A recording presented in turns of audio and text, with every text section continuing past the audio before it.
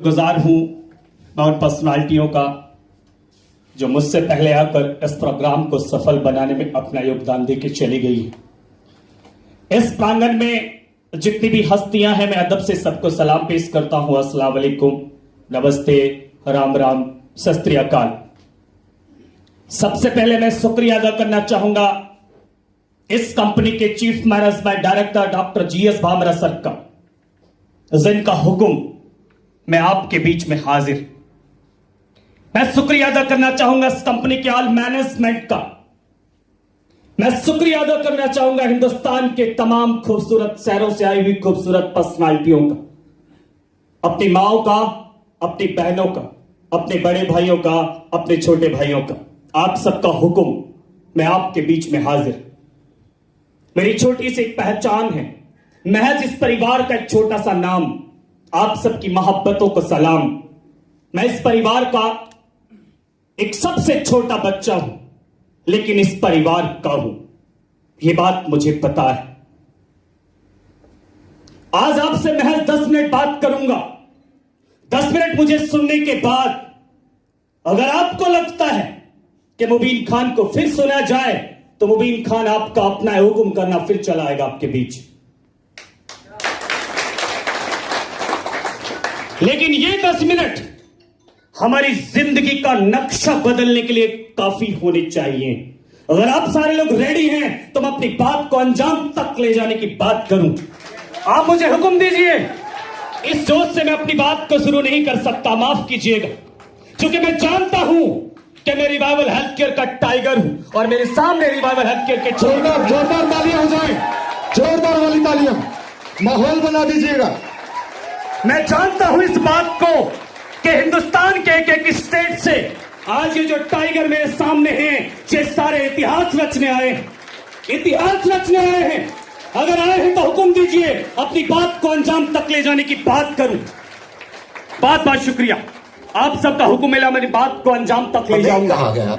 4 line बोलकर अपनी बात को अंजाम तक ले जाने की कोशिश करता हूं, लेकिन एक हाथ को कसम देता हूं, किराए का बुलाया हुआ स्पीकर नहीं हूं, ना मैं स्पीकर हूं, ना मैं ट्रेनर हूं। बस इस परिवार का हर एक मां का बेटा हूं, हर एक बाप का बच्चा हूं, हर एक बड़े भाई का हौसला हूं, हर एक छोटे भाई का प्यार हूं। बस ये मत भूलना। होशियार रहिए, पब्लिक मौजूद है, जो भी आप कहेंगे आपके खिलाफ भी जा सकता है। अभी तो इस बाज की असली उड़ान बाकी है। महज 4 महीने में जो सिक्के मार्केट में उछले, एक सिक्के की आवाज एक हिंदुस्तानी के कान तक पहुंची, महज काफी नहीं है।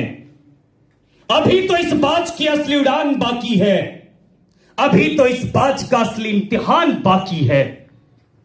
अभी तो रखा है 22 स्टेट्स में कदम, अभी तो हिंदुस्तान का एक स्टेट बाकी है।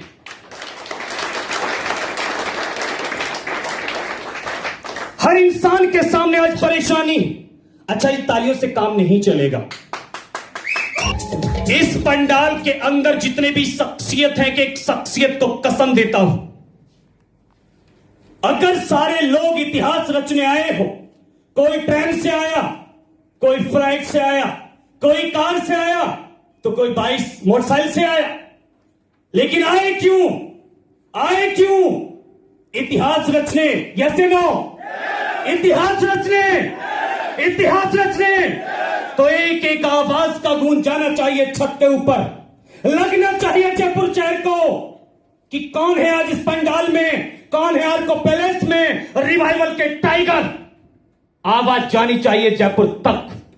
जाएगी? जीत के लिए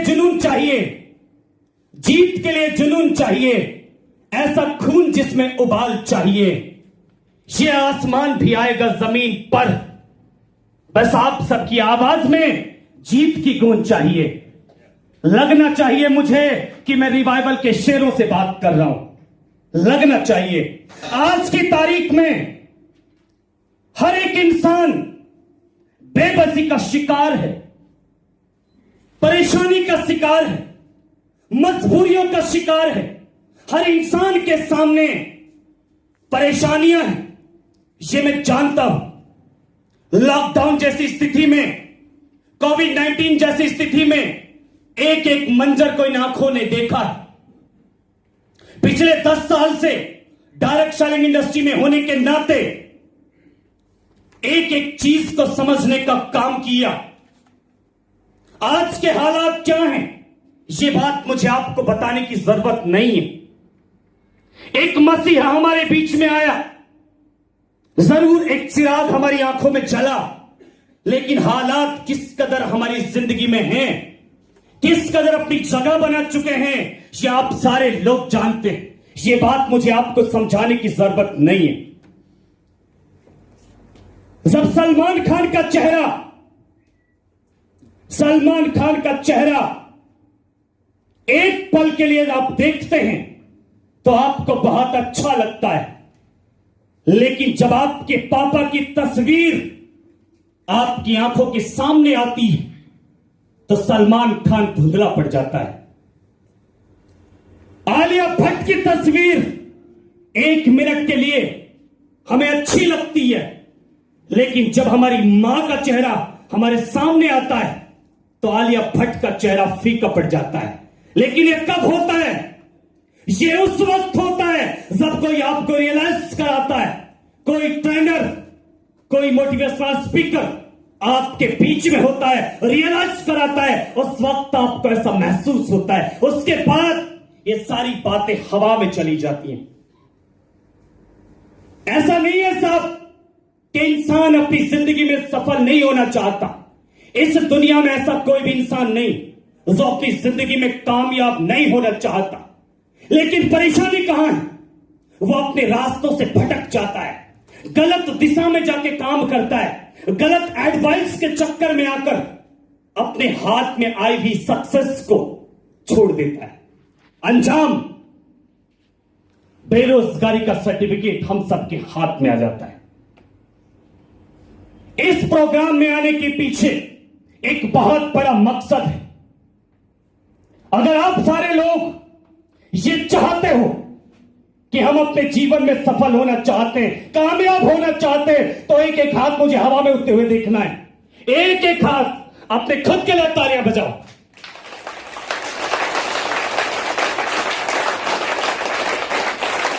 1 जून 2020 को रिवाइवल हेल्थ केयर ने अपना आगाज किया।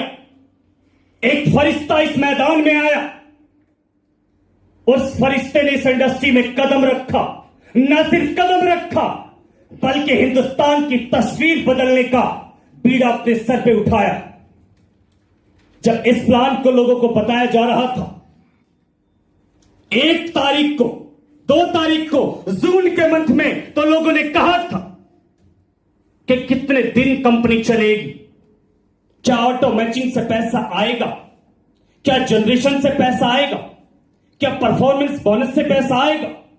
लेकिन आज वही लोग, कम से कम सैकड़ों की तादाद में मेरे साथ ऐसे लोग हैं जो आफ्टर 2 मंथ 3 मंथ ज्वाइन हुए हालात को देखते हुए, और जो नहीं हुए वो पछता रहे। हालात को समझना पड़ेगा, वक्त की नजाकत को समझना पड़ेगा। क्या होता है ना, कोई तो इंसान आपकी जिंदगी बदले, किसी को तो बीड़ा उठाना पड़ेगा। अगर सारे लोग ये सोच लें कि हम गरीब बाप की औलाद हैं, हम गरीब खानदान से आते हैं, पुअर परिवार से आते हैं, तो कौन बदलेगा इस नक्शे को? कौन बदलेगा इस तस्वीर को? कौन उठाएगा इस पीड़े को अपने सर? वो आपको बनना है, वो आपको बनना है, वो बनना पड़ेगा। कोई तो बनेगा। एग्जाम्पल देके अपनी बात को समझाता हूं। हिंदुस्तान के अंदर 1 जून 2020 को जब रिवाइवल हेल्थ केयर ने अपना आगाज किया, तो बहुत सारे लोगों ने कहा था कि कंपनी नहीं चलेगी, ये सीएमडी ज्यादा वक्त तक कंपनी को नहीं चला पाएंगे। क्योंकि कहने वाले लोग साफ कहते हैं, उनको आप नहीं रोक सकते। कहते उसी के बारे में है जो कुछ होता है, और जो कुछ होता नहीं उसके बारे में कोई बात नहीं करता साहब। ये आप जानते हैं। लोगों ने कहा, लेकिन उस इंसान को अपने काबिलियत पर यकीन था, अपने बनाए गए प्लान पर यकीन था। उस इंसान ने लोगों की बात नहीं सुनी और आज हिंदुस्तान का एक एक इंसान उस पर्सनालिटी के लिए दुआ करता है, मंदिर में जाकर दुआ करता है, मस्जिद में जाकर। ये आप सारे लोग जानते हैं, हिंदुस्तान के तमाम खूबसूरत शहरों से एक छोटे से शहर में लोग इकट्ठा हैं एक पर्सनालिटी के नाम के लिए। ऐसे में मुबीन खान 4 लाइन उस पर्सनालिटी के नाम करता है। इस पंडाल की तरफ से सबके दिलों की जान बनाया है आपने, सबके दिलों की जान बनाया है आपने, मुश्किल को भी आसान बनाया है आपने। कैसे अदा करेंगे हम मोहब्बत का कर्ज, हर एक नेटवर्कर को नेटवर्कर बनाया है आपने।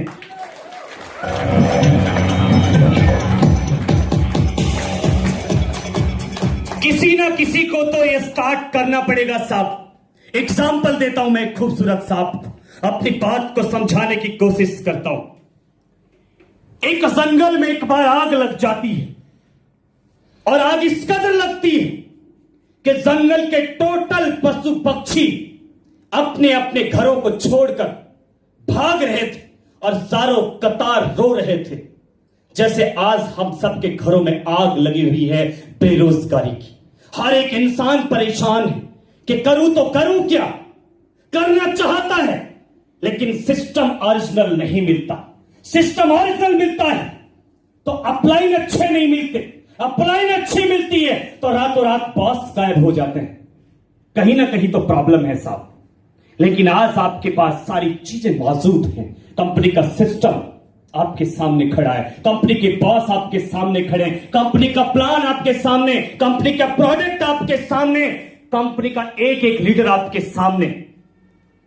जंगल में आग इस कदर लगी कि टोटल पशु पक्षी अपने अपने घरों को छोड़कर भाग रहे थे और चारों कतार रो रहे थे। सबकी आंखों में बहुत सारे आंसू थे क्योंकि सबके घर जल रहे हैं। एक मासूम सी गिलोरिया अपना आसियाना जलता हुआ देखकर चारों कतार रो रही थी। उसकी आंखों में बहुत सारे आंसू थे। उसके दिमाग में ख्याल आया कि क्यों ना इस आग को बुझाने का काम किया जाए। वो वहां से उड़ी, पड़ोस के किसी जंगल में गई, पानी तलाशा, जितना पानी उसकी चौंच में आ सका उसने भरा और उस दहकती हुई आग पर डालने का काम किया। फिर गई, फिर पानी लाई, फिर पानी डाला। जब पूरे तरीके से थक गई तो पड़ोस के किसी जंगल में जाकर एक पेड़ की डाल पर बैठकर सुस्ताने लगी। वहीं पर एक अजगर सांप बैठा हुआ था। ये चारों तरफ अजगर है साहब। जब आप अच्छा करते हैं तो लोग आपको समझाने बहुत जल्दी आते होंगे। इस दुनिया के अंदर मोटिवेट करने वाले लोग आपको बहुत कम मिलेंगे, लेकिन डिमोटिवेट करने वाले लोग आपको हर चौराहे पे मिल जाएंगे। अजगर सांप ने कहा कि अरे गिलोरिया, जब आपको ये बात बहुत अच्छे से पता है कि आपके 2 बूंद पानी डालने से ये आग नहीं बुझ सकती, तो फिर इस आग पर पानी क्यों डाला? गिलोरिया के जवाब को हमारी कंपनी के ग्रेट मेंटर, हमारी कंपनी के चीफ मैनेजमेंट डायरेक्टर, हम सबके रहबर great mentor doctor GS Bhamra sir का जवाब माना जाए। गिलोरिया के जवाब को हिंदुस्तान के एक एक कद्दावर लीडर का जवाब माना जाए। गिलोरिया के जवाब को हमारी माओ का जवाब माना जाए। गिलोरिया के जवाब को हमारी बहनों का जवाब माना जाए। गिलोरिया के जवाब को हिंदुस्तान के नए खून ने जज्बे का जवाब माना जाए। गिलोरिया का जवाब, ये बात तो मुझे बहुत अच्छे से पता है कि मेरे 2 बूंद पानी डालने से आग तो नहीं बुझ सकती, लेकिन इससे भी खूबसूरत बात मुझे ये पता है, कल इस जंगल का इतिहास लिखा जाएगा तो मेरा नाम आग लगाने वालों में नहीं, आग बुझाने वालों में आएगा। अपनी बात को यहीं पर विराम दूंगा, प्रोग्राम को आगे चलाया जाएगा। अगर मेरे परिवार के लोग, मेरे परिवार का एक एक लीडर अगर फिर से हुक्म करेगा कि मुबीन खान साहब को फिर सुनना है तो फिर मैं आपके बीच में चलाऊंगा। लेकिन होगा कब? जब आप सुनना चाहेंगे। और सुनेंगे कब? जब इतिहास रचने के लिए आप तैयार हों। वरना मुबीन खान को बुलाया ना जाए। मुबीन खान को उस वक्त याद किया जाए जब हिंदुस्तान में कोई लीडर आपसे ये कहता हो कि आपका प्लान ताकतवर नहीं। याद किया जाए मुबीन खान को। वो कहता है कि मैं आपका प्लान नहीं लूंगा। याद किया जाए मुबीन खान को। वो आपकी आवाज नहीं सुने। हुक्म करो मुबीन खान को। वो क्या, उसके फरिश्ते आपका प्लान सुनेंगे भी और जान भी करेंगे। बच नहीं सकता उसके दिल की धड़कने। बस मुझे बता देना कि चालू हैं। अगले पल आपकी कंपनी में होगा।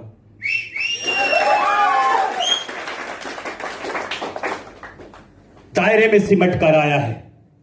दायरे में सिमट कर आया है। हर रवायत से हट कर आया है। आंधियों को जरा खबर कर दो। तूफानों को जरा खबर कर दो। चट्टानों को जरा खबर कर दो। शेर वापस पलट कर आया है। बहुत बहुत शुक्रिया, बहुत बहुत शुक्रिया, बहुत बहुत शुक्रिया।